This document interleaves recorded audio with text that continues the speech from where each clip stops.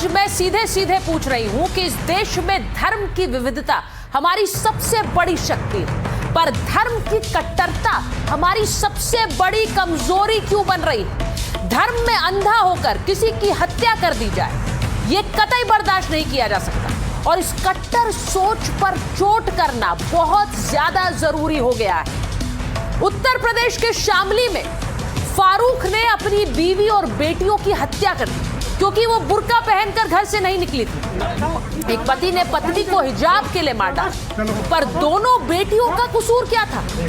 एक बेटी को गोली मार दी, दूसरी की आंख तक निकाल ली। इस तरह की बर्बरता सिर्फ इसलिए क्योंकि बीवी ने बुर्का नहीं पहना था। क्या इस कट्टरता पर चोट जरूरी नहीं है? आज पूछ रही। आपको दो तस्वीरें दिखाती हूं क्योंकि शामली की ये तस्वीर तो आपने देख ली, लेकिन शामली पर क्यों वो लोग नहीं बोलते हैं जो बुर्का और हिजाब पर इतना हल्ला करते हैं? बिहार के मुख्यमंत्री नीतीश कुमार ने एक मेडिकल छात्रा का हिजाब चेहरे से हटाया, वो तस्वीर आपके सामने है, तो उस पर इतना हल्ला हुआ। नीतीश कुमार की मानसिक हालत पर सवाल उठा दिए गए, नीतीश कुमार को मुस्लिम विरोधी बता दिया गया, महिला विरोधी बता दिया गया। लेकिन जिन्होंने इतना सियासी हल्ला नीतीश कुमार पर किया, उनमें से किसी एक भी आवाज ने आज बुर्के के लिए हुए ट्रिपल मर्डर पर क्या कुछ बोला? क्या उनकी आवाज आपको सुनाई दी? बहुत सी मुस्लिम महिलाओं ने आकर कहा कि नीतीश कुमार पिता तुल्य है। उन्होंने एक बेटी को चेहरे से हिजाब हटाने के लिए कहा, अपनी पहचान छुपाने नहीं, पहचान बताने के लिए कहा। तब भी नीतीश कुमार का विरोध हो रहा है। बहुत से लोग उन्हें मुस्लिम विरोधी कह रहे हैं। उन्होंने कहा कि कैसे ऐसे हिजाब खींच दिया। मैं उसे सही नहीं ठहरा रही, लेकिन पाकिस्तान तक से उन्हें धमकियां मिल रही। पाकिस्तान में बैठा एक डॉन भी उन्हें धमकी दे रहा है। लेकिन आपको यह बताती हूं कि शामली पर वही लोग जो नीतीश कुमार पर इतने सवाल उठा रहे थे, वो शामली पर चुप है, शामली पर मौन है। आज पूछ रही हूं कि क्या इस धार्मिक कट्टरता को खत्म नहीं होना चाहिए? वहां एक पिता ने अपनी पत्नी और दो बेटियों को मार डाला, लेकिन उस पर कोई कुछ नहीं बोल रहा है। सवाल इसीलिए खड़े होते हैं, इसीलिए क्योंकि ये चुप्पी खतरनाक है। अब आपको एक तस्वीर दिखाने जा रही हूं। प्रधानमंत्री नरेंद्र मोदी 2 दिन पहले जॉर्डन की यात्रा पर थे, वहां उनका भव्य स्वागत हुआ। उसी की ये तस्वीरें आपको दिखा रही हूं, और ये इसलिए दिखा रही हूं क्योंकि जॉर्डन एक इस्लामिक देश है। उससे भी बड़ी बात यह है कि यहां पर जिस राजा का शासन चलता है, जॉर्डन का शाही परिवार, वो पैगंबर साहब का सीधा वंशज उन्हें बताया जाता है। इसमें किंग अब्दुल्ला द्वितीय 43वीं पीढ़ी और क्राउन प्रिंस हुसैन 42वीं पीढ़ी के वंशज माने जाते हैं। ये परिवार आधुनिक जीवन शैली, मॉडर्न लाइफस्टाइल को अपनाकर शिक्षा, एजुकेशन और सोशल वेलफेयर, समाज सेवा पर जोर देता है। अब इनकी तस्वीरें मैंने आपको इसलिए दिखाई क्योंकि उन्हें भी अपनी परंपराओं और धार्मिक विरासत पर गर्व है। पर यहां इस्लामिक देश में बुर्का को लेकर हल्ला नहीं है, बुर्के पर घमासान नहीं है, और इसीलिए आज ये तस्वीर आपको दिखा रही हूं क्योंकि ये हल्ला इस देश में क्यों, और इस हद तक कि एक पत्नी को, बच्चियों को मौत के घाट उतार दिया जाए क्योंकि उन्होंने बुर्का नहीं पहना है। आज जरा सोचिए इसके बारे में, क्या इस कट्टरता पर चोट नहीं होनी चाहिए? सोचिए इस बारे में। तस्वीर तो एक अफ्रीकी देश इथियोपिया से भी आई। यहां पर प्रधानमंत्री नरेंद्र मोदी के स्वागत में वंदे मातरम गाया गया। आप देखिए प्रधानमंत्री कैसे वंदे मातरम की गूंज पर खुद ताली बजाकर अभिवादन कर रहे हैं। उनके बगल में इथियोपिया के पीएम अहमद अली बैठे हुए हैं, वो भी तालियां बजा रहे हैं, वो भी झूम रहे हैं। विदेश में वंदे मातरम की गूंज है, लेकिन देश में इसका विरोध है। आज इसी कट्टर सोच पर सवाल पूछ रही हूं, इसी पर चोट कर रही हूं। वंदे मातरम विदेश में गूंजेगा, लेकिन देश में उस पर सवाल उठेगा। विदेश में बुर्के पर हो हल्ला नहीं होगा, लेकिन देश में उसके लिए हत्या कर दी जाएगी। जरा सोचिए इसके बारे में। जल्दी से एक रिपोर्ट देखिए और फिर मेरे सारे मेहमानों के माइक ऑन कर दें।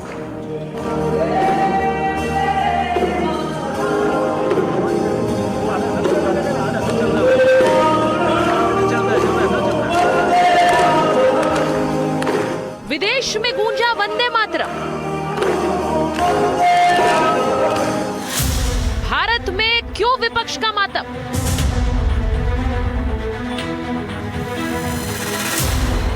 देश में नो हिजाब।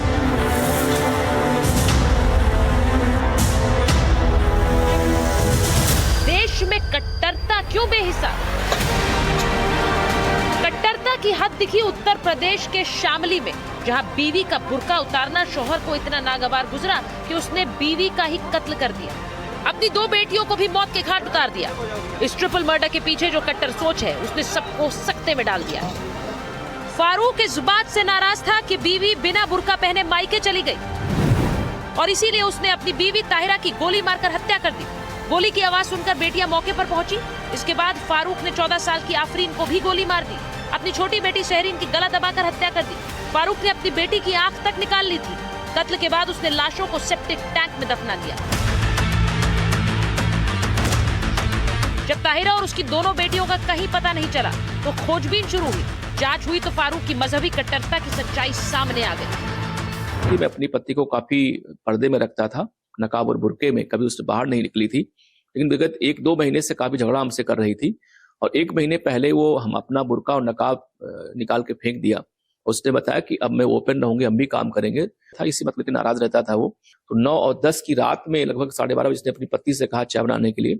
जैसे पत्नी घर के कमरे से बाहर निकली और आंगन में आके उसने चाय बनाने के लिए चूल्हा जलाया, वैसे पीछे से आके इसने तमंचे से उसके सर पे फायर कर दी, इससे उसकी मौत हो गई। हत्या की किसी मजिस्ट्रेट से जांच हो। हम लोगों की अपील है कि सब लोग इस तरह की घटनाओं की निंदा करें, लेकिन इसमें कोई और विवाद पैदा करने का काम न करें। देखिए, मुझे लगता है कि कट्टरता कहीं भी हो, कैसी भी हो, कभी भी हो, वो न तो समाज के लिए ठीक है और न ही देश के लिए ठीक है। आपको याद है नीतीश कुमार ने एक दिन पहले मेडिकल छात्रा का हिजाब हटाया था तो बवाल मच गया था। नीतीश से माफी और उनके खिलाफ एक्शन की मांग हो गई थी। लेकिन अब शामली में बुर्के के लिए ट्रिपल मर्डर हो गया तो बुर्के और हिजाब की हिमायत करने वाले खामोश क्यों हैं? अब इस कट्टर सोच के खिलाफ क्यों कोई खड़ा नहीं हो रहा है? इस कट्टरता पर चोट क्या जरूरी नहीं है?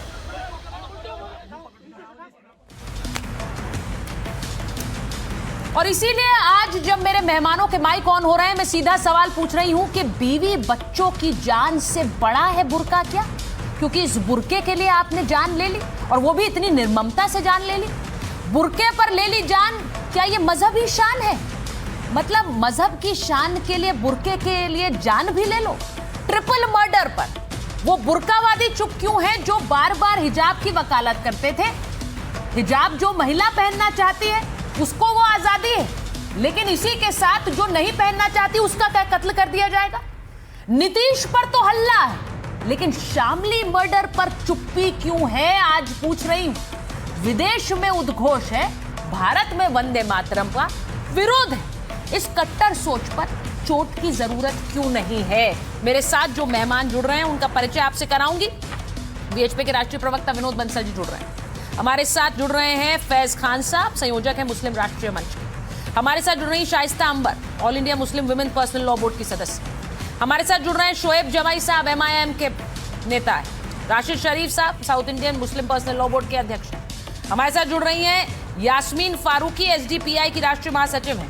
सायरा शाह हालिम जुड़ेंगी थोड़ी देर में, सामाजिक कार्यकर्ता है। लेकिन मैं सबसे पहले इसको पूछना चाहती हूं आपसे, राशिद शरीफ साहब, इतनी वकालत हिजाब की बुर्के की मैं हमेशा कहती हूं हर महिला को अधिकार है वो क्या करना चाहती है क्या नहीं करना चाहती है, लेकिन जब लोग बार बार कहते हैं ये जरूरी है, ये पहनना है, ये हमारे धर्म का हिस्सा है, फिर वही होता है जो शामली में हुआ है।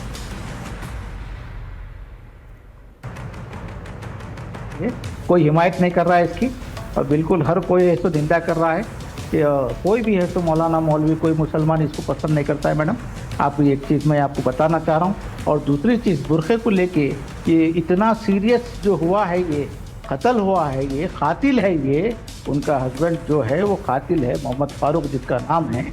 आप है तो इस पर सख्त सजा दीजिए। कोई मुसलमान कुछ बोलने वाला कोर्ट में आने वाला नहीं है। आप अगर है तो इसमें सर भी देखना चाहिए मैडम। खाली को कौन सही ठहराएगा मुझे बता दीजिए राशिद साहब। सवाल तो वो है ही नहीं, मैं तो उम्मीद भी नहीं कर रही हूँ। मैं हैरान रहूंगी अगर कोई कैमरे पर आकर कहे कि हाँ ये सही है। ये तो कोई नहीं कर सकता है। लेकिन सवाल दूसरा है, सवाल दूसरा है राशिद साहब ये बार बार जो हिमायत करते रहे, मैंने आज दिखाया है भाई, जॉर्डन जैसे इस्लामिक देश में देखिए किस तरह का जीवन जी रहे हैं, वहां पर नहीं है हल्ला ये बुर्के को लेकर, हिजाब को लेकर। और आप बताइए यहाँ पर देखिए क्या हो रहा है, हिजाब जरूरी है, बुर्का जरूरी है, ये इतना कह दिया आप लोगों ने कि वहां पर मार डाला उस व्यक्ति ने अपनी बीवी को, कि कैसे चली गई बिना बुर्के। एक केस अगर 40 करोड़ में एक केस अगर आप लेके तो डिबेट करते हैं। आप देखिए सिर्फ सऊदीया में देख लीजिए, पूरा गल्फ देख लीजिए बुर्का पहनता। इंडिया में है तो ज्यादातर लोग बुर्का पहनते हैं, कोई इस तरीके की किसी के घर में ऐसी कोई घटना नहीं होती। अरे तो बहुत से ऐसे देश है जहाँ पर बुर्का बैन भी है, वो इस्लामिक देश है, लेकिन वहाँ बुर्का नहीं चलता है। मेरा सवाल वो नहीं है, दुबई, मेरा सवाल वो है ही नहीं, जहाँ जिसको पहनना है वो पहनता रहे। मातरम की बात कर रहे हैं आप, जो जिसको पहनना है ना, राशिद साहब, फैज खान साहब को लीजिए स्क्रीन पर, मैं जहां जिसको पहनना है वो पहने, इसमें कोई मनाही नहीं है। लेकिन जब आप ये कहते रहते हैं ना कि ये जरूरी है, ये हिस्सा है धर्म का, तब यही होता है कि एक मर्द बोलता है अपनी बीवी से कि कैसे चली गई बिना बुर्के पहने, और उसके लिए कत्ल तक कर देता है। और सर आज आपको बोलना पड़ेगा, ये बोलिए, नीतीश कुमार पर इतना हल्ला हुआ है फैज खान साहब। अरे नीतीश कुमार पे इस वजह से हमला हो रहा है, नीतीश कुमार पे जो बात हो रही है, एक स्टेट का सीएम होके, सुनिए राशिद साहब एक चीज कहना चाह रही हूँ, ठरकी काम करे तो। अरे राशिद साहब सुनिए मेरी बात, मैं ये नहीं कह रही कि नीतीश कुमार ने जो कहा वो सही किया, मैं इसे कतई नहीं कह रही हूँ, लेकिन मैं आपसे ये कह रही हूँ, जरा नीतीश कुमार की तस्वीरें और चलाइए प्लीज। मैं आपसे सिर्फ ये कह रही हूँ राशिद फैज साहब कि नीतीश कुमार के लिए बहुत सी मुस्लिम महिलाओं ने आकर कहा कि भाई वो पिता तुल्य हैं, उन्होंने एक बच्ची से कहा कि चेहरा दिखाओ। ये तो शान की बात है कि तुम डॉक्टर बन रही हो तो चेहरा दिखाना चाहिए। अब लोग इससे डिफर कर सकते हैं, कह सकते हैं हम इससे सहमत नहीं है, लेकिन नीतीश कुमार पर तो इतना हल्ला हुआ है, इस श्यामली की घटना पर चुप्पी क्यों है भाई फैज साहब? कौन चुप है मेरे को बताइए, कौन चुप है? आपने बयान जारी किया जैसे नीतीश कुमार पे कर रहे थे। भारत माता की जय। देखिए हाँ, अमल का सुचरिता जी अमल का दारोमदार नियत पर है, और हमने नीतीश जी का भी वीडियो देखा, कोई उनकी नियत गलत नहीं लग रही थी, वो एक छोटी सी बच्ची की तरह वो कर रहे थे उसको, लेकिन हाँ उनकी उम्र भी हो गई है और थोड़ा वो बच्चों की तरह हो गए, इस बात को भी स्वीकार करना चाहिए। लेकिन बड़ी बात यह है कि एक तरफ बुर्के के नाम पर एक अपनी पत्नी को और दो बेटियों को मारकर वो दफन कर देता है, इसके खिलाफ कहीं कोई कुछ नहीं बोल रहा है, और इतनी बेशर्मी से ये सऊदी के बारे में, गल्फ कंट्री के बारे में गलत फैक्ट प्रस्तुत कर रहे हैं। दुबई के एयरपोर्ट में, बहरीन के एयरपोर्ट में महिला और पुरुष की एक लाइन है, अलग अलग लाइन नहीं है। दुबई में, बहरीन में, यूएई में, सऊदी में बुर्का पहनना ही पड़ेगा, ये कंपलसरी नहीं है। इवन हज और उम्रे के दौरान का वीडियो देखिए, जब महिलाएं हज कर रही होती है उनका चेहरा खुला होता है। कुरान शरीफ में स्पष्ट निर्देश है, सूरह नूर में 30वीं आयत में, कि पुरुष अपनी नजरों का पर्दा करेंगे। अगर कोई पुरुष किसी महिला को देखकर यह कह रहा है कि इसने बुर्का नहीं पहना है, यानी कि यह गैर इस्लामिक है, उसने नजरों का पर्दा नहीं किया। और सूरह अन-नूर की 31वीं आयत में महिलाओं को ऐसे वस्त्र पहनने का निर्देश है कि उनका चेस्ट ठीक से ढका रहे, पूरा तिरपाल उड़ा दो, चुमड़ी बोरा पहना दो, ऐसा कहीं भी नहीं है। आज गल्फ में देखिए, जॉर्डन में पैगंबर हजरत मोहम्मद सल्लल्लाहु अलैहि वसल्लम के जो डायरेक्ट वंशज कहे जाते हैं, उनका परिवार सामान्य जनजीवन जीता है। उन लोगों ने दाढ़ी रखी है, नहीं रखी है, बुर्का पहने, इसको कोई माइंड नहीं करता। आधुनिक विश्व के साथ चल रहे हैं। यहाँ पर कांग्रेस और समाजवादी पार्टी ने और ऐसे मौलानाओं ने मुसलमानों को इतना कट्टरपंथी बना दिया है कि बुर्के के नाम से अपनी बीवी, अपनी बच्चियों का वो कत्ल कर दे रहा है। हर चीज इनको इस्लाम के विरोध में लगने लगी है। SIR देश हित में मुसलमानों के विरोध में कहते हैं, 370-35 से हटाना देश हित में, उसको मुसलमानों के विरोध में कहते हैं। इंस्टेंट ट्रिपल तलाक मुस्लिम महिलाओं के हक में, इसे खत्म करना, उसे मुसलमान के विरोध में कहते हैं। CA-NRC देश के हक में, उसे वो मुसलमान के विरोध में कहते हैं। हर चीज इस्लाम और मुसलमान से जोड़ के उनमें कट्टरपंथ इतना बढ़ दिया। बुर्का बुर्का बुर्का, मुसलमानों पर अत्याचार, कि देखो वो सिडनी में भी वो आतंकवादी घटना कर रहे हैं, पहलगाम में भी आतंकवादी घटना कर रहे हैं, और अपने घर की महिला और बच्चियों को मारकर उसे दफना दिया। बहुत ज्यादा जरूरी है मुसलमानों में समाज सुधार आंदोलन को चलाना, बहुत ज्यादा जरूरी है मदरसों का सिलेबस चेंज करना, अरे मेरे भाई मुस्लिम उलेमा मुफ्तियों, सामने आओ भाई, इस कट्टरपंथ को खत्म करो, गोडसे के पीछे मत छुपते रहो। हिंदू धर्म में मैं देखिए मेरा सवाल आज महिलाओं से है। एक सेकंड, महात्मा गांधी, मैं जरा एक बार, बाबा साहब अम्बेडकर, सुनिए फैज साहब, फैज साहब, आज जो तस्वीर आई मुझे, जब वंदे मातरम की तस्वीर मैंने देखी है, और मैं एक बार जरा, मैं पहले यास्मीन जी के पास भी जा रही हूँ, शाइस्ता जी के पास भी जा रही हूँ। यास्मीन जी मुझे बताइए, आज जो कुछ हुआ है ये बहुत दुखद घटना है, लेकिन सवाल यह है कि वहां देखिए आप, ऐसे मुस्लिम देश हैं, कई ऐसे मुस्लिम देश हैं, जरा मैं जाऊं उससे पहले जरा डिटेल चला देते हैं, यास्मीन जी के पास जाऊं। कई ऐसे मुस्लिम देश हैं जहां पर बुर्के पर ही बैन लगा रखा है, उन्होंने कहा है बुर्का नहीं चलेगा। अब ऐसे और भी कई देश हैं, लेकिन मैं इस्लामिक देशों की इसलिए बात कर रही हूं क्योंकि अगर धर्म का हिस्सा है तो वहां बैन क्यों है, ऐसा क्यों है कि वहां बैन है, जरा चला सकते हैं आप। लेकिन यास्मीन जी, आपके यहां पर एक बुर्के के चलते बेटी को, पत्नी को बुरी तरह से मार दिया। देखिए, मेरा जहां तक आप ये बात कह रही हैं ना, मैं इतनी इस बात से नाराज हूं, और शायद मेरा बस चले तो सबसे पहले बिना अदालत के उसको फांसी पे चढ़वा दूं। इतना गंदा आदमी, कोई अगर जानवर है तो जानवर तो सब जगह होते हैं, वो मुसलमान नहीं है, वो जानवर है, वो इंसान नहीं है, और जो इंसान ही नहीं है। और आप ये बात बिल्कुल गलत कह रही हैं, हम लोग कितने नाराज हैं और कितने गुस्से में, ये तो हमारा दिल जान रहा है, आपको दिल खोल के थोड़ी दिखा सकते हैं। और गलत को गलत कहना जो है वो बहुत जरूरी है, बिल्कुल उसने बहुत गलत काम किया है, लेकिन उसको आप उस लेवल पे नहीं ले जा। मैंने बार बार ये बात कही है और अब फिर आपके चैनल से कह रही हूँ, मैं कभी नहीं कहती कि कोई चीज़ ज़बरदस्ती की जाए, मैं सिर्फ ये कहती हूँ कि औरत का अपना एक मुकाम है, औरत की एक मर्जी है, अगर वो चाहती है कि हिजाब पहने, बुर्का, और उसकी दिल की मर्जी है, वो नहीं चाहती, उस पर कोई ज़बरदस्ती करने का हक नहीं रखता। अगर वो किसी की बीवी है और वो नहीं चाहती कि बुर्का ओढ़े और उसका शौहर चाहता है कि वो ओढ़े, तो उसे चाहिए कि अपने शौहर को छोड़ दे। हमारे यहाँ कोई जन्म जन्म का साथ नहीं होता, आपकी नहीं बनती है, आप अलग हो जाओ। किसी को मारने का किसी को हक नहीं है। जान दुनिया की हर चीज़ के ऊपर है, और इस्लाम ने जान को सबसे बड़ा माना है, जान के ऊपर किसी चीज़ को नहीं माना है। तो अगर आप ये बात बार बार कह रहे हैं, देखिए मैंने आप शुरू में कहा, मैंने शुरू में कहा यास्मीन जी, मैंने शुरुआत में कहा कि कोई इस कत्ल को सही नहीं ठहराएगा। मैं हैरान होंगी अगर कोई कैमरे पर आकर कह दे हाँ बिल्कुल सही किया कि मार दिया अलग बुर्के के लिए। सवाल तो वो है ही नहीं यास्मीन जी, सवाल वो है ही नहीं। सवाल ये है कि जो लोग इतनी कट्टरता दिखाते हैं कि बुर्का क्यों नहीं पहन रहे हैं, हिजाब पहनना जरूरी है, ये हमारे धर्म का हिस्सा है। पागल भाई वो ऐसे बोल कर ही इस तरह की वहशीपन को दावत देते हैं। भी है, ये मान लीजिए, चाहे वो कोई सा भी मजहब हो, जब कट्टरता आती है तो वो गलत तरीके से ही आती है, और वो हर मजहब में मिलेगी आपको। कोई एक इस्लाम में ज़रूरी नहीं है कि सिर्फ इस्लाम में कट्टरता है। जो मालिक जिन मुल्क की औरतें नहीं चाहती पर्दा ना करें, कोई दिक्कत नहीं है। जिनको औरतें चाहती हैं कि हमें ढक के रहना है, वो ढक। मैं बार बार आपसे यही बात कहती हूँ। नहीं, मैं शाइस्ता जी के पास एक बार जाऊंगी। यास्मीन जी नहीं, यास्मीन जी, मर्जी उसकी है, वो मान मर्जी है ना, तो जब मर्जी नहीं थी तो ये क्यों सोचा गया? ये किसने उन्हें कहा कि ये धर्म का हिस्सा है? ये किसने कहा कि नहीं करोगे तो मार दिए जाओगे? ये सोच कहां से आई? नहीं, ऐसा कोई नहीं कहता। तभी मैं कहती हूँ, अगर कोई पागल ये क्यों नहीं कहता है मैम? कोई मरीज है, किसने नहीं कहा? ये जो सोच है ना, मैं इसलिए बोल रही हूँ यास्मीन जी, ये सोच बहुत खतरनाक है। ये वही सोच है जो नीतीश कुमार के, देखिए मैं फिर बता रही हूँ, एक मिनट सुनिए, एक बार मैं शाइस्ता जी के पास जा रही हूँ। शाइस्ता जी, नीतीश कुमार ने जो किया वो तस्वीर, उस पर आप जानती हैं बहुत रिएक्शंस आ रहे हैं 2 दिन से। उस लड़की ने भी बाद में आकर कहा कि वो मेरे पिता समान है, उन्होंने ये करा, तो इसमें मुझे कोई बुरा नहीं लगा है।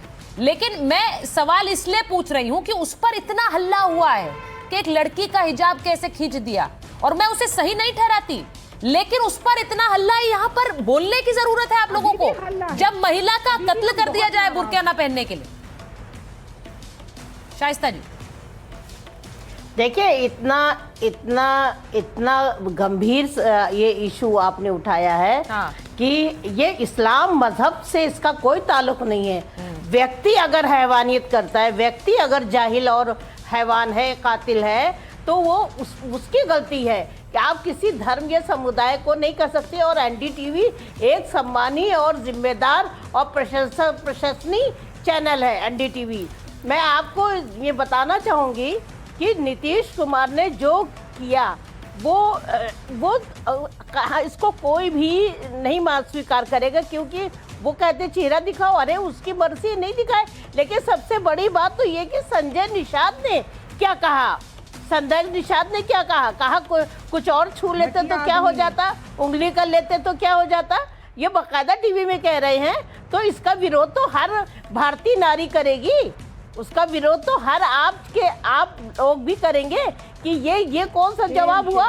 और ये कहना चाहिए कि नीतीश कुमार जी हो चाहे संजय निषाद जी हो, ये एक संविधानिक पद पर हैं, देश ने चुन करके उनको भेजा है।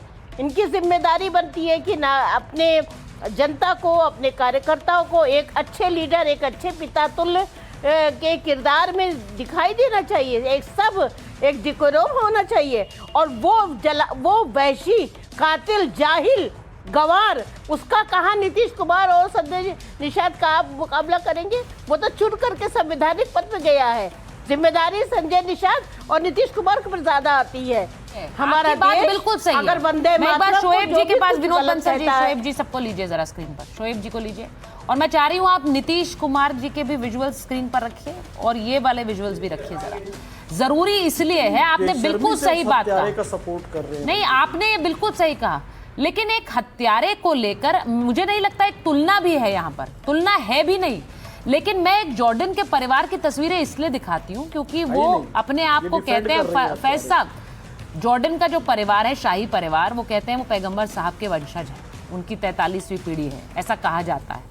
अब मुझे ये बताइए, वो भी वहां पर एक आधुनिक जीवन जी रहे हैं, वो गलत हो सकता है, उस पर आपकी वो है, लेकिन वो एक आधुनिक जीवन जी रहे हैं वहां पर इस तरह की कोई दबाव नहीं है कि आप बुर्का पहनिए, बुर्का नहीं पहनेंगे तो ये गलत हो जाएगा। लेकिन शोएब जमाई जी इतना हल्ला किया है बुर्के पर, हिजाब पर, नीतीश कुमार पर इतना गुस्सा है, नीतीश कुमार पर इतना एक पूरी की पूरी लॉबी उनके पीछे पड़ी थी कि कर क्या दिया। पर ऐसे बयान सर ये शामली पे नजर नहीं आए। शामली में बुर्के के लिए खून कर दिया, कोई नहीं बोल रहा। शोएब जमाई कौन नहीं बोल रहा? पहले मैं आपके आधुनिक जीवन वाले पे बयान देता हूँ। देखिए, बहुत सारे हमारे हिंदू परिवार होते हैं जो आधुनिक जीवन जीते हैं और पैंट शर्ट, टी शर्ट और सूट, वेस्टर्न जो ड्रेसेस होते हैं वो पहनते हैं। लेकिन अगर कोई हिंदू जो गांव में रह रहे हैं, अगर वो धोती पहन रहे हैं, तो क्या आप उनको यहाँ से रूढ़िवादी कहेंगे? बिल्कुल नहीं। आप यही कहेंगे कि ये एक हिंदू धर्म का अपना संस्कार है। बिल्कुल। कोई महिला घूंघट कर रही है राजस्थान में, तो आप क्या कहेंगे कि यहाँ से कि ये हिंदू धर्म का हिस्सा नहीं है? अरे भाई, मतलब मॉडर्न तरीके से लोग रह सकते हैं, चाहे वो वेस्टर्न ड्रेस पहन ले या इंडियन ड्रेस पहने या फिर अपना इस्लामी ड्रेस पहने। ये तो एक चॉइस की बात हो गई, इसके बुनियाद पर तय नहीं होता कि उस मजहब की क्या सोच है। सवाल ये है कि जो ये हत्यारा है, जिसकी शामली की वाले की जो बात हो रही है, ये एक नंबर का जाहिल, एक नंबर का हत्यारा और क्रिमिनल है। इस क्रिमिनल को कोई सपोर्ट नहीं करना चाहिए और ना ही कोई कवर अप है। सिंपल सीधी सी बात है कि हत्यारे को हत्यारे की नजर से देखना चाहिए। लेकिन हमारा विरोध सेलेक्टिव जर्नलिज्म पे होता है। सेलेक्टिव जर्नलिज्म पे ये इसलिए होता है क्योंकि भाई इसी तरह की हत्याकांड बहुत सारे हिंदू परिवारों में भी होती है। जो है सूटकेस में अपने मार के पति को डाल दिया और जो मारने वाली है वो हिंदू महिला है या मारने वाला है वो उसमें धर्म को कौन सही बता रहा है? उसमें धर्म को तो नहीं लाते ना। शोएब जी, ये कौन सही बताता है? ड्रम में मारा, नीला ड्रम में मारकर अगर दफन कर दिया, उसे सही बताया क्या किसी ने? वो पूरी तरह से गलत है। लेकिन नहीं, ये कैसे सेलेक्टिव हो गया? आपको पता है शोएब जमाई, आप शायद आंखें बंद करके बैठे होंगे, आपने देखा नहीं होगा कि उस पर कितने शो हुए, कितने शो हुए। मारने नहीं जाते हैं। फैज साहब एक मिनट रुकिए, एक एक करके बात करेंगे। नहीं फैज साहब एक सेकंड रुक जाइए, मैं एक एक करके बात कर रही हूँ। शोएब जमाई जी, आपने नीले ड्रम पर शायद शोज नहीं देखे, या फिर वो भी आपका एक सिलेक्टिव आउटलुक है, सिलेक्टिव कि आप वही शोज देखेंगे जिस पर आप सवाल खड़े कर सकते हैं। नहीं, सिलेक्टिव है आप बहुत। नीले ड्रम पर कितने शोज हुए? चारिता जी, दूसरी बात को घुमा रही है। नहीं, मैं बिल्कुल नहीं घुमा रही हूँ। जो हमारे दर्शक हैं वो देख मैं ले। शो की बात नहीं कर रहा हूँ, सवाल ना उठाएं। शो की बात नहीं कर रहा हूँ, मैं ये कह रहा हूँ कि इस तरह की घटना करने वाले अगर कोई हिंदू धर्म के होते हैं, इससे भी ज्यादा जघन्य अपराध होते हैं, तो उस कभी पर भी हमने शो होता है और उस पर भी सवाल उठाया जाता है, उस पर भी सवाल उठाया जाता है। लेकिन सुनिए, एक साथ नहीं, एक सेकंड शोएब जमाई जी, सीधी बात यह है कि एक कट्टरता जो धर्म से आती है और एक अपराध है, दोनों में फर्क करना सीखिए। धर्म से कट्टरता अगर आती है तो वो गलत है। मैं तो ये भी कहती हूँ, सुनिए मेरी बात, जय श्री राम का नारा लगाकर आप किसी को मार नहीं सकते, ये मैं डंके की चोट पर कहती हूँ। तो फिर आप किस हक से ये सवाल उठा रहे हैं आप?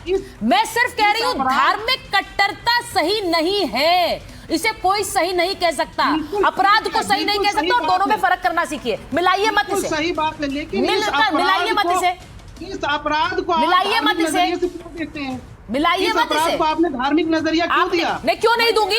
उसने क्यों नहीं दूंगी? अरे यार वो इस्लाम के नाम उस फारूक ने माना कि धर्म में भाई हिजाब पहनना था। उस फारूक ने माना कि धर्म में हिजाब पहनना था, बुर्का पहनना था, नहीं पहनती थी इसलिए मार डाला। किसने स्टेटमेंट दिया? ये उसी व्यक्ति ने जिसने कत्ल किया है। अपराध को अपराध के नजरिए से क्यों नहीं देखते आप उसमें धार्मिक चश्मा क्यों ला रहे हैं? आपको उसने क्यों ला रहे हैं धार्मिक चश्मा? बताइए जरा फैज खान साहब। अरे वो मारा ही इसलिए है, उसका कहना है भैया इस्लाम में बुर्का पहनना है इसलिए मारा है, वो धर्म के आधार पे काम किया है इसलिए। और ये कट्टरपंथ आप लोगों ने पैदा किया है, हर चीज में इस्लाम पे हमला बता के मुसलमानों को कट्टर बना दियो भारत के। शर्म आनी चाहिए आप लोग को। गल्फ कंट्री जो असली मुसलमान है वो लोग कट्टरता छोड़ दिए, ये कन्वर्टेड अभी कल चौधरी एक-एक करके बात करेंगे, ऐसे नहीं। त्यागी भट्ट भाटी राणा सरनेम लेके ये सारा कट्टर हो गए हैं। अरे हिंदू समाज वो कट्टरता छोड़ रहे हैं, कट्टर बन रहे हैं, खत्म करो कट्टरता। अल फलाह यूनिवर्सिटी को सपोर्ट कर रहे हो, जवाब दोगे? वो हमला हुआ आतंकियों का उनको सपोर्ट कर रहे हो, ममदानी के ठीक हो जाओगे बिल्कुल। अरे भाई ये कोई भाषा नहीं है। शोएब जमाई जी, आप पार्टी के नेता हैं, किस तरह की भाषा का इस्तेमाल कर रहे हैं आप शोएब जी? ये किस तरह से, इस तरह से मारूंगा ठीक हो जाओगे? भाई ओवैसी साहब सुन रहे हैं आपकी ये भाषा? उसके बियॉन्ड कैसे चलेंगे मुझे नहीं पता है, लेकिन ओवैसी साहब तो बहुत शालीनता से बात करते हैं, इस तरह की भाषा तो मैंने उन्हें कभी इस्तेमाल करते नहीं देखा है। आप कैसे बोल रहे हैं? ये किस तरह की भाषा है? मारूंगा पटक के, ये क्या है? ये मेरे को बंदूक दिखा रहा था। बहुत गलत भाषा का इस्तेमाल कर रहा है, और मुझे नहीं लगता है कि ओवैसी साहब आपकी इस भाषा को अप्रूव करेंगे। टीवी के बदतमीजी करेंगे ये क्या? नहीं, कोई बदतमीजी नहीं कर रहा है वो, कोई बदतमीजी नहीं कर रहा है यहाँ पर, और मैं शो में अलाउ भी नहीं करती हूँ बदतमीजी करना। हमने किसी अपनी बात रखिए, ऐसे किसी को व्यक्तिगत रूप से आप ऐसे मारने की बात नहीं कर सकते। मैंने मुद्दे की बात की, मुद्दे की बात करिए तो आप क्यों पर्सनल हो रहे हैं, क्यों पर्सनल अटैक कर रहे हैं? I will not allow this, और मैं किसी को भी नहीं अलाउ करती हूँ, आपको भी नहीं, इसीलिए कह रही हूँ ओवैसी साहब आपकी भाषा सुन रहे होंगे। मैं विनोद बंसल जी के पास जा रही हूँ, विनोद बंसल जी और राशिद जी को लीजिए। नहीं बर्दाश्त करेगा हाँ, तो पर्सनल नहीं करेगा कोई भी, समझिए आप। विनोद बंसल जी और राशिद जी, आप लोग विंडोज काट सकते हैं दोनों को साथ में प्लीज। की बात की मैं एक बार विनोद जी आपसे पूछ रही हूँ, पर्सनल नहीं होंगे? नहीं तो पर्सनल कोई नहीं हो सकता है, डिरेल मत करिए। विनोद जी जरा बताइए, मैं इनका सीधा कहना है कि धर्म के आधार पर एक ही चश्मा क्यों है? मुझे नहीं लगता है, मैं ये चश्मा कभी भी नहीं लगाऊंगी, ना किसी को लगाने दूंगी। देखिए कोई भी धर्म हो, उसमें मैं तो ये भी कहूंगी कि भाई अगर घूंघट उठाया तो क्या गलत किया? आज की महिला को घूंघट और पर्दे से आगे बढ़ना पड़ेगा, ये हिंदू मुस्लिम की बात थोड़ी है। एकदम। देखिए सुरेश, दो बातें बड़ी महत्वपूर्ण है, थोड़ा आपको भी करेक्ट कर देता हूं कि जो कट्टरता की बात करते हैं तो मजहबी कट्टरता की बात करिए, धार्मिक कट्टरता नहीं होती। जहां धर्म है वहां पर अधर्म नहीं हो सकता, वहां कट्टरता नहीं हो सकती। मैं उसको धर्म मानता ही नहीं जो कट्टरता फैलाता हो, वो कोई मजहबी मानसिकता ही है जो कट्टरता फैलाती है, एक बात। दूसरी बात ये कि जो लोग बार बार जो ये कह रहे हैं कि हम निंदा करते हैं, और हत्या की तो निंदा कर रहे हैं, लेकिन ये उस मानसिकता की निंदा नहीं कर रहे कि किस प्रकार से भारत की बेटियों को स्वाधीनता के 75वें साल में भी अभी भी काले बोरे में कैद किया जा रहा है। आखिरकार काले बोरे के अंदर कैद कब तक रही मेरी बेटियां? मेरे भारत की बेटियों को जो डॉक्टर बन गई, आप सोचिए एक डॉक्टर बन गई और एक मुख्यमंत्री से मिलने जा रही है और हिजाब में पूरा मुंह बंद करके चेहरा बंद करके जा रही है। आप मुझे बताइए डॉक्टर से कोई इलाज कराना पसंद करेगा क्या? मैं चैलेंज कहता हूँ, टीवी चैनल की डिबेट में कहता हूँ कि आखिरकार अगर कोई भी मुस्लिम महिला हिजाब लगा करके अगर मेरा इलाज करेगी तो तुरंत उसका बहिष्कार करूंगा। नहीं भाई, तो ये उनकी मर्जी है। करना चाहिए। एक सेकंड विनोद जी, नो विनोद जी, ये उनकी मर्जी है। आप अपनी मर्जी नहीं थोप सकते किसी पर। नहीं विनोद जी, आप अपनी मर्जी नहीं थोप सकते हैं। आप डिबेट नहीं, मेरी बात सुनिए, आप मेरी बात सुनिए। वो उनकी मर्जी है, वो हिजाब पहने ना पहने। यहाँ जबरदस्ती की बात हो रही है। नहीं तो आप मत कराइए इलाज। नहीं आप मत कराइएगा इलाज, लेकिन ये उनकी मर्जी है, वो पहने या ना पहने, मेरा सीधा कहना ये है। और दूसरी बात ये है की बात नहीं है, देखिए पहनना उनकी मर्जी है, लेकिन मैं कहता हूँ देखिए एक राज्य का मुखिया है, वो अगर अपनी बेटी से बात करता है तो कैसे बात करेगा भाई? उसमें ये हटर मचाने का जरूरत है। नहीं, अब आप सीधी बात कर रहे हैं। मेन बात, हाँ, तो अब देखिए, मैं कह रहा हूँ, देखिए मैं कह रहा हूँ सीधी बात है, इसी तरह की मानसिकता है जिसने कि उस अपनी पत्नी का और 2 बेटियों की हत्या के लिए उकसाया। ये जितने भी बैठे हैं ऐसी पहल के मेरी बहन, आप देखिए वकालत करती हैं। कर्नाटक में इन्होंने क्या किया? कोर्ट के अंदर मुकदमा किसने किया? एसजी पहल नहीं किया क्या? ये सारे के सारे लोग मिलकर के उसको जिहादियों को और वो जो बलात्कारियों को और बुर्काधारियों को, इन सबको भड़काने बरगलाने का और उनको प्रोटेक्शन देने का काम करते हैं।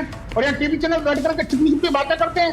ये तो हिजाब और बुर्का नहीं पहन के आए क्यों भाई? आखिरकार ये जो अभी जो आग बबूला हो रहे थे, ये भड़काऊ भाईजान, मैं आपको एक बात बताती हूं, इनके बच्चे कहाँ पढ़ते हैं? ये मदरसे में नहीं जाते, मुझे पता है।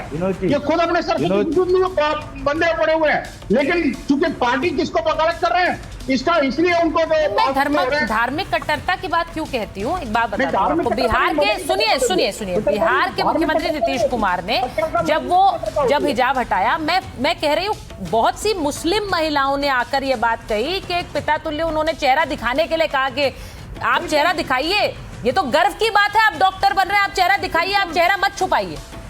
अब इसमें दूसरा एंगल कोई ले सकता है, राशिद शरीफ साहब इससे असहमत हो सकते हैं, लेकिन हुआ क्या है? चेहरे को दबा के रखना चाहते हैं। सुनिए मेरी बात सुनिए। पाकिस्तान तक से धमकी आ गई। पाकिस्तानी डॉन शहजाद भट्टी ने कहा कि नीतीश वक्त रहते माफी मांग ले, वरना हम चेतावनी भी नहीं देंगे। अब सोचिए, धमकी पाकिस्तान तक से आ गई नीतीश कुमार के लिए, क्योंकि उन्होंने ये चेहरा हटाया। अब मुझे लगता है कि सुनिए, नहीं विनोद जी, समस्या क्या है कि एक नीतीश कुमार की, जबकि जो बहुत से लोग इस बात पर भी चर्चा करते हैं, विनोद जी जरा रुका करिए ना, बहुत से लोग इस बात पर भी चर्चा करते हैं कि नीतीश कुमार अब एक ऐसी उम्र में है जहां पर वो कई बार नहीं समझते हैं, इसकी भी चर्चाएं होती हैं। लेकिन मैं सीधी बात ये कह रही हूं, अगर वो पिता तुल्य ढंग से अगर उन्होंने चेहरा हटाने के लिए कहा तो उस पर धमकी पाकिस्तान तक आ गई, लेकिन यहां नहीं। यहां पर अभी सब कह रहे हैं कि गलत किया, लेकिन इस तरह के बयान क्यों नहीं आते राशिद साहब? इस तरह के फतवे क्यों नहीं जारी होते हैं कि भाई कैसे कर दिया ये, जो इस बुरके को लेकर जान ले लेगा, ऐसे लोगों के खिलाफ हम फतवा जारी करते हैं? क्या ये इतना मुश्किल है कहना राशिद साहब? बिल्कुल मुश्किल है मैडम, बहुत मुश्किल है। मजहब में, इस्लाम में बुरखे का भी बड़ी अहमियत है हमारे पास। अभी जो हमारे सीएम साहब जो किए ना हरकत, कितनी प्यारी हरकत करे, देखने वाले हिंदू भी नाराज है, मुसलमान भी नाराज। कहाँ पे लिखा है बुरके के बारे में जरा बताएंगे क्या? मोदी जी, अगर बुरका शब्द कुरान शरीफ की किस आयत में आया है? साल के बाद अगर रिटायरमेंट हो जाता, हजरत मैं इस्लाम को गलत कोट मत कीजिए। कुमार साहब, वो टेंट की तरह बनाकर महिलाओं को घुमाओ, ऐसा कहाँ कुरान शरीफ और हदीसों में है? बिल्कुल मेरी सोच कुछ खत्म हो गई। कुछ भी बोले जा रहे हो आप। हज और उम्रा करने महिलाएं जाती है, चेहरा खुला रहता है उनका। 370 एयरपोर्ट पर जांच होती है, हज और उम्रा करने जाते हैं, चेहरा खुला रहता है उनका। एक-एक करके बात करें और अपनी बात रख ले, फिर बोलिए। कुरान शरीफ में पहले पुरुषों की नजरों के पर्दे की बात की गई है, जो इमरान प्रतापगढ़ी नहीं कर रहे थे संसद में। जितना भी उसके बाद महिलाओं को ऐसे कपड़े पहनने कहा गया है जिससे कि उभार ना नजर आए, पूरा ढाक दो, ऐसा नहीं कहा गया है। हर वो हुकूमत का काम, कुछ भी बोले जा रहे हैं मौलाना। कई 2 करोड़ घरा मिल गए। कहाँ बुरखा अच्छा ठीक है, प्लीज राशिद जी को मेरे साथ लीजिए एक मिनट। एक सेकंड, रेट ये हो गए। राशिद साहब मैं आपसे एक सवाल पूछूंगी। नहीं सुनिए मेरी बात, राशिद साहब को मेरे साथ लीजिए। राशिद साहब जरा सुनिए, आपको मैं एक चीज पूछ रही हूँ। आपने कहा फतवा जारी नहीं कर सकते, ऐसा क्यों समस्या है? इस तरह के कत्ल के बाद, नहीं सुनिए मेरी बात सुनिए ना, सवाल तो सुनिए मेरा। नहीं मेरे सवाल सुनिए आप। ये जो कत्ल हुआ, ये कत्ल होने के बाद बीवी और बच्ची की आंख तक निकाल ली, निर्ममता से हत्या हुई, उसके बाद आप ये तक नहीं कह सकते कि इस तरह की हत्या नहीं चलेगी। इस तरह की हत्या अगर होती है वो भी धर्म के नाम पर, तो फतवा जारी करके मैं आपसे पूछ रही हूँ, नहीं कर सकते? मैं तो बोल रहा हूँ मैडम, मैं तो बोल रहा हूँ इसको फौरी फांसी लगाओ। केस वेस्ट करने की जरूरत नहीं है, केस वेस्ट चलाने की जरूरत ही नहीं है, टाइम वेस्ट करने की जरूरत ही नहीं है। बिल्कुल लेके जाके चौराहे पे फांसी दो। हर मुसलमान चाहेगा, हर हिंदू चाहेगा इसको चौराहे पे फांसी दो। मैं बोल रहा हूँ आपको चौराहे पे फांसी दो। हर उलमा, जितने भी हमारे लोग हैं, जितने भी हिंदू भाई है, सिख भाई है, कोई पसंद नहीं करेगा ऐसा कत्ल। इस तरीके से बुरखे का नाम बदनाम करते हुए, अगर इस्लाम का नाम बदनाम करते हुए, उस तरीके से ऐसे लोग ना इस्लाम में होना चाहिए, ना फैज के वैसे लोग भी इस्लाम में होना। तभी तो कह रही हूँ कि फिर से कोई एक फारूक ना बने, फिर से कोई एक फारूक ना बने, इसके लिए कोई फतवा नहीं जारी होगा। अरे फतवा दे देंगे ना, मैं देता हूँ फतवा। अगर कोई भी कत्ल कर रहा, संविधान है ना, देखिए संविधान है, कत्ल अब आप संविधान पर आ गए, केस है चलेगा, कत्ल अब आप संविधान पर आ गए, उसको फांसी होंगी। वैसे आप कहते हैं कि शरिया पहले है, संविधान बाद में, कहते हैं कि नहीं कहते हैं? बिल्कुल कहते हैं। अरे हमको दे दो ना। देखिए अब खुद बोल रहे हैं आप खुद बोल रहे हैं। आप संविधान आपके लिए आप पहले बोलते हैं शरिया पहले है, फिर संविधान है। अभी जब मैंने आपसे पूछा आप दीजिए सजा, तो आप कह रहे हैं पहले संविधान देगा। एक सेकंड के लिए संविधान हटा दीजिए, इस्लामी कानून ला लीजिए। अगर एक कत्ल हुआ, अरे भाई इस देश में नहीं हटाएगा, और संविधान से ही चलेगा सब। अरे हटाओ मैडम, संविधान से ही चलेगा, के लिए शरिया सबको चलना पड़ेगा। इस तरीके के मुजरिमों के गर्दन कट जाएंगे। सुनिए, वो तो वैसे भी इनका इंसाफ होगा, क्योंकि इन्होंने जो किया है उस पर कोई माफी नहीं। लेकिन मैं चाह रही हूँ कि एक बार जरा फैज खान साहब को लीजिए, जो एक तस्वीरें चल रही हैं, विनोद जी को भी लीजिए।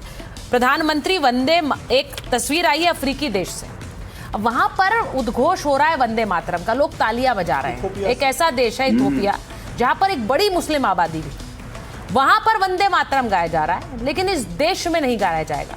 अब मैं जब कट्टरता की पर चोट की बात करती हूँ शोएब जमाई जी, तो मैं यही कहती हूँ, देखिए ना, वहां वंदे मातरम गाया जा रहा है, उनका इस्लाम अलग है, जो गा रहे हैं, जो बैठे हैं, उनका इस्लाम अलग है, इनका इस्लाम अलग है। नहीं सुनिए अब्दुल साहब, वहाँ के जो प्रधानमंत्री हैं, एक सेकंड, साथ में नहीं, शोएब जी को लीजिए। मैं अरे भाई आपको तो दिया है हक, सबको दिया है, लेकिन वहाँ के जो प्रधानमंत्री हैं, पूजा की बात करेंगे, शोएब जी को लीजिए। मैंने कहा अहमद अली जो वहाँ के प्रधानमंत्री हैं, शोएब जी, वो भी वहाँ झूम रहे हैं। सुनिए, आर्टिकल 14-15 भूल गए क्या शोएब जी? अरे भाई कोई नहीं भूला है, यहाँ पे संविधान भूला नहीं जाता, लेकिन वहाँ पर जो प्रधानमंत्री है ना अहमद अली, वंदे मातरम चलाइए जरा, वो भी वहाँ बगल में बैठकर गा रहे हैं, झूम रहे हैं, लेकिन यहाँ पर कुछ लोग नहीं गाएंगे, यहाँ पर नहीं गाएंगे। आपका ऑडियो खराब हो गया, गलत बात कर रहे हैं, गलत ऑडियो चला गया आपका। देखिए जरा, मुझे यही पूछना है आज, फैज साहब, क्या दिक्कत है इसमें? वहां देखिए कैसे गा रहे हैं, ऑडियो नहीं आ रहा आपका फैज साहब। जो वहाँ के मूल मुस्लिम हैं, अरब के, गल्फ के, इथोपिया के जो मुस्लिम कंट्रीज है, वंदे मातरम गाने से या अबू धाबी में मंदिर बनवा देने से या भारत माता की जय बोल देने से उनका ईमान नहीं जा रहा है। शोएब जमाई साहब अभी 2 दिन पहले कन्वर्ट हुए, जुम्मा 8 दिन, इनका ईमान चला जा रहा है वंदे मातरम गाने से। पता नहीं है, ईमान वतन की मोहब्बत से जो ईमान चला जाए वो ईमान नहीं, बेईमान होगा। मैं जितना अपने वतन की मोहब्बत का तराना गाता हूँ, वंदे मातरम कहता हूँ, मेरा ईमान मजबूत होता है। झूठ बात, मूर्ति पूजा की बात नहीं कही है। तो अब ही दुर्गा धारणी, दुर्गा हमारी शक्ति है देश की, हमारी अग्नि मिसाइल, पृथ्वी मिसाइल, हमारी तमाम, हमारी फैज की आवाज आ रही है, फैज जी की स्क्रीन पर कटे हुए हैं। हमारे देश की शक्तिशाली मिसाइलें दुर्गा है। तो हम ही दुर्गा दश धारणी, कमला कमल दल विहारणी, कमला लक्ष्मी माता किसको कहते हैं? हमारे देश की समृद्धि, हमारी जीडीपी, हमारा विकास, हमारे सर्टिफिकेट की क्या जरूरत है किसी एक बुनियाद पर? ये कोई संविधान में तो नहीं लिखा है। अच्छा ठीक है, गीत जो है वो संविधान का हिस्सा नहीं है, हम राष्ट्रीय गान। अरे भाई शोएब जी, सिर्फ शोएब जी को लीजिए मेरे साथ प्लीज। पीसीआर आपको समझ आ रहा है? शोएब जमाई जी को लीजिए मेरे साथ। मैं आपसे शोएब जी पूछ रही हूँ, अभी फैज खान साहब ने समझाया, लेकिन मैं आपसे पूछ रही हूँ क्योंकि आप कहते हैं ये हमारे संविधान का हिस्सा नहीं है। मुझे बस ये समझ आता है कि एक होता है राष्ट्र प्रेम, एक होता है राष्ट्र भावना, और वहां अगर विदेश में वंदे मातरम गूंज सकता है तो मैं तो यही पूछूंगी कि देश में कुछ लोगों को आपत्ति क्यों है, क्योंकि ये तो देश प्रेम है, राष्ट्र प्रेम है और कुछ नहीं है। उसमें इतना सोचना, इतनी सवाल उठाना समझ ही नहीं आता मुझे। शोएब जी, अब मुझे आप बोलने देंगे? हाँ बोलिए, एक मिनट मुझे अनइंटरप्ट। हाँ बोलिए। जब प्रधानमंत्री जी किसी दूसरे देश में जाते हैं तो पीएमओ जो है बहुत सारे प्रोग्राम ऑर्गेनाइज करता है, उसमें बहुत सारे लोग हैं, इंडियन कम्युनिटी भी वहाँ रहती है, हिंदू भी रहते हैं, मुसलमान भी रहते होंगे। वंदे मातरम उन्होंने गाया, मुझे किसी बात का इतराज नहीं, ना हमारी पार्टी को इतराज है। हमारे उलमा ने कहा कि जो भी वंदे मातरम गाना चाहे गा सकता है, हमें दूसरे के गाने से इतराज नहीं। लेकिन मुसलमान एज ए मुस्लिम हम एक ईश्वरवाद की बात करते हैं, एक खुदा को मानते हैं, उसके अलावा किसी की इबादत नहीं करते।